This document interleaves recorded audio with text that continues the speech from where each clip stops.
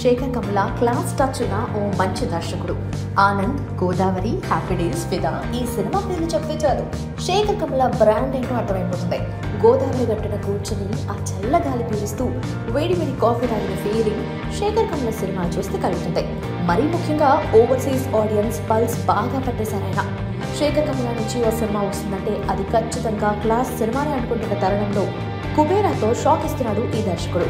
ధనుష్, నాగార్జునతో శేఖర్ కమల చేస్తున్న multi starrer Kubera. ఈ సినిమాకు సంబంధించిన షూటింగ్ శరవేగంగా జరుగుతుంది. ఇందులో mass action అంశాల్ని మేళవించినట్ట Sekhar Kammula. Action ఫీట్లకు, commercial elements కు శేఖర్ కమల చాలా దూరం. అసలు స్టార్ హీరోల గురించే పట్టించుకోడు. అలాంటిది ఇద్దరు స్టార్ హీరోల్ని ఏరికోరి ఎంచుకున్నాడు శేఖర్ కమల. ఈ సినిమా రషెస్ చూసిన వాళ్ళంతా శేఖర్ కమల చాలా మారిపోయాడని, తనని తాను చాలా అప్డేట్ చేసుకున్నాడని, కమర్షియల్ వాల్యూస్ తనదైన శైలిలో డీకోడ్ చేశారని అంటున్నారు. శేఖర్ కమల సంగీతం కూడా క్లాస్ టచ్ తోనే ఉంటుంది. ఆయన మెలోడీలకే పెద్దపీట వేస్తారు. అయితే ఈ సినిమా కోసం ఆయన తొలిసారి దేవిశ్రీ ప్రసాద్ ని సంగీత దర్శకుడిగా ఎంచుకున్నారు. దేవి మెలోడీలోనూ ఇవ్వగలడు, ఫాస్ట్ బీట్ పాటలు చేయగలడు. ఈ సినిమాలో రెండింటికి ఛాన్స్ ఉందట. శేఖర్ కమల నుంచి వచ్చే పాటలంటే శ్రోతలకు ఓ రకమైన అభిప్రాయం ఉంది. అయితే ఈసారి ఆ అభిప్రాయాన్ని, అంచనాలు కూడా శేఖర్ కమల బ్రేక్ చేయబోతున్నాడని ఇన్సైడ్ వర్గాల టాక్.